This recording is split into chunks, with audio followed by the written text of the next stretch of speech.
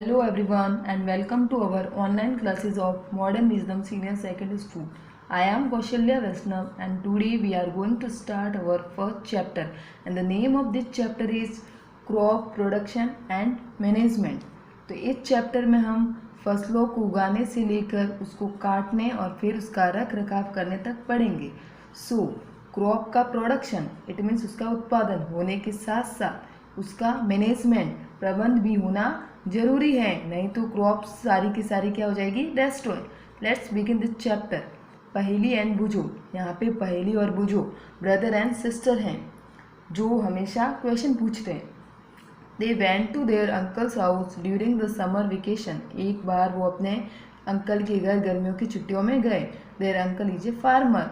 और उनके अंकल क्या हैं, एक किसान. One day they saw some tools. वहाँ जाकर उन्होंने डिफरेंट काइंड के टूल्स देखे लाइक खुरपी, sickle, shovel, plough etc in the field. Then Bujho ask a question. I want to know where and how we use this tools. कि मैं जानना चाहता हूँ कि सारे के सारे टूल्स कहाँ पे और कैसे यूज होते हैं. Now you have learn that all living organism require food. अब तक आपने सीखा कि सभी लिविंग ऑर्गेनिज्म को फूड की रिक्वायरमेंट होती है. फूड मीन्स भोजन. Living organism means human, plant and animals. उनमें से plants can make their food themselves. जो पेड़ पौधे हैं वो तो अपना खाना खुद बना सकते हैं. Can you recall how green plant synthesize their own food. आप बता सकते हैं कि जो हरे पेड़ पौधे हैं वो अपना खाना खुद कैसे बनाते हैं. यस, फोटोसिंथेसिस प्रोसेस से and with the help of chlorophyll pigment. Animals including human cannot make their own food. But जो animals है और human है वो तो अपना खाना खुद नहीं बना सकते. So where do animal get their food from? तो animal है उनको अपना भोजन कहाँ से प्राप्त होता है. तो वो अपने भोजन के लिए किस पे डिपेंड रहते हैं, प्लांट्स पे. But first of all why do we have to eat food. सबसे पहले हम ये जानेंगे कि हमको खाने की क्यों ज़रूरत है. You already know that energy from the food is utilize by organism for carrying out their various body function such as digestion, respiration and excretion. आप ऑलरेडी जानते हैं कि खाना खाने से हमको क्या मिलती है, एनर्जी.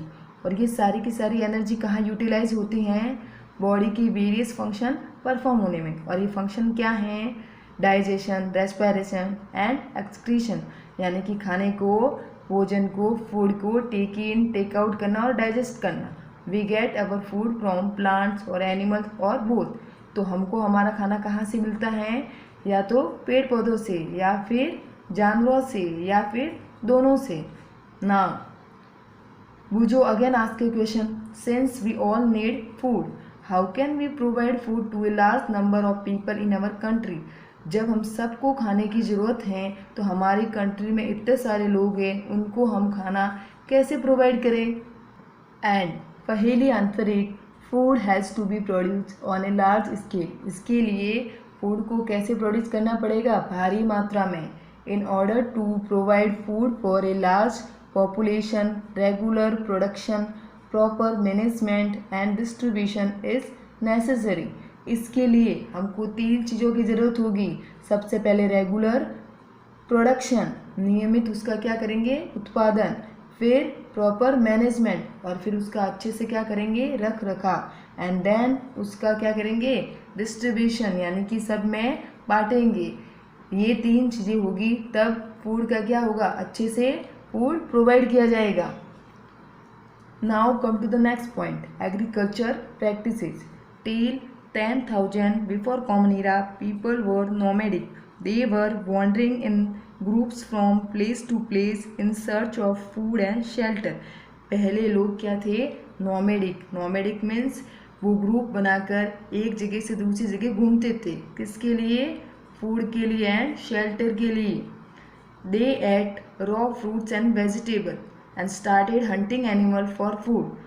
तो वो क्या खाते थे, कच्ची सब्जियाँ और कच्चे फल. फिर उन्होंने भोजन के लिए जानवरों का शिकार करना शुरू कर दिया. Later they could cultivated land and produce rice, wheat and other food crops. उसके बाद धीरे धीरे उन्होंने लैंड को कल्टीवेट किया, खेती की और उसमें क्या उगाया, चावल, गेहूं और दूसरी crops. Thus was born agriculture. इस प्रकार किसका जन्म हुआ, एग्रीकल्चर का. When plants of the same kind are cultivated at one place on a large scale, it is called a crop. जब हम एक ही प्रकार के पौधों को एक ही जगह पर भारी मात्रा में लगाते हैं तो उसको क्या कहते हैं, crop. For example, crop of wheat means that all the plants grown in a field are that of wheat. अगर मैं ये कहूँ कि एक फील्ड में wheat की खेती की गई है, यानी गेहूं की खेती की गई, तो उसमें सारे के सारे प्लांट किसके होंगे, गेहूं के. ये जो मैंने अंडरलाइन किया है वो आप अपनी नोटबुक में नोट्स बनाकर लिखें. You already know that crops are of different type like cereals, vegetable and fruits. This can be classified on the basis of the season in which they grow. अब हम जानते हैं, ऑलरेडी जानते हैं कि क्रॉप्स होती है डिफरेंट काइंड की होती हैं. सीरियल्स मीन्स अनाज, वेजिटेबल यानी सब्जियां, फ्रूट्स यानी कि फल. इन सब को अलग अलग मौसम के अकॉर्डिंग क्या किया गया है, classify. India is a vast country and the climatic condition like temperature, humidity and rainfall vary from one region to another. अब इंडिया जो है क्या है, बहुत बड़ी कंट्री है, तो यहाँ पे क्लाइमेटिक कंडीशन के अकॉर्डिंग एक जगह से दूसरी जगह जाने पर कुछ फैक्टर चेंज हो जाते हैं. जैसे टेम्परेचर है, तापमान है, ह्यूमिडिटी यानी नमी है और बारिश, रेनफॉल है. ये सारे के सारे एक जगह से दूसरी जगह जाने पर ये सारे फैक्टर चेंज होते हैं. अकॉर्डिंगली दिस क्रॉप कितने टाइप की होती है, 3 टाइप की होती है, रबी क्रॉप, खरीफ क्रॉप एंड जायद crop.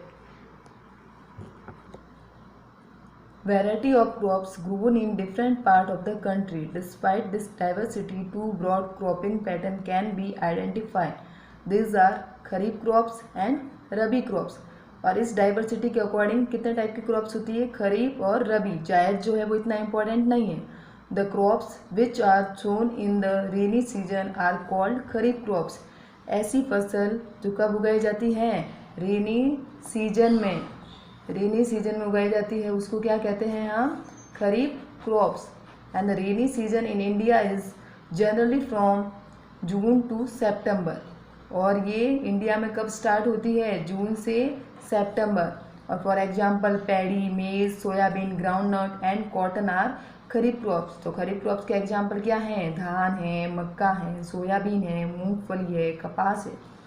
Now next crop, rabi crops. The crops grown in the winter season. ऐसी फसल जो कब उगाई जाती है, सर्दियों में, विंटर सीजन में. और ये कब स्टार्ट होती है, October to March. Are called rabi crops. For example, अब इसके एग्जाम्पल क्या है, वीट, गेहूँ, ग्राम, चना, पी, मटर, मस्टर्ड, सरसों एंड लिनसीड यानी अलसी. Beside the pulses and vegetable, जो दाल और सब्जियां हैं, are grown during summer at many places. उनको कब उगाया जाता है, समर में. जो ये अंडरलाइन किया है मैंने, ये डेफिनेशन और एक आगे, वो सब अपनी नोटबुक में राइट डाउन कर लेना. That's enough for today. Let's see today's homework. Question number first, if wheat is sown in the kharif season what would happen. जो wheat है वो कौन सी क्रॉप है, रबी की. अगर उसको खरीफ की सीजन में बोया जाए तो क्या होगा. आंसर क्या है, तो हमारा wheat crop is sown from October to March. ये कब उगाई जाती है, अक्टूबर से लगाकर मार्च तक. It is grown in winter. और ये कौन से सीजन में उगाई जाती है, विंटर में.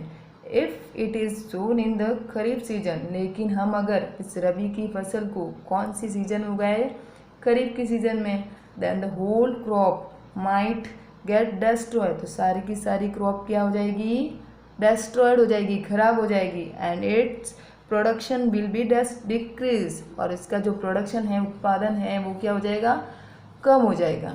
तो ये आप अपनी नोटबुक में होमवर्क क्वेश्चन फर्स्ट डालकर इसका आंसर लिखे.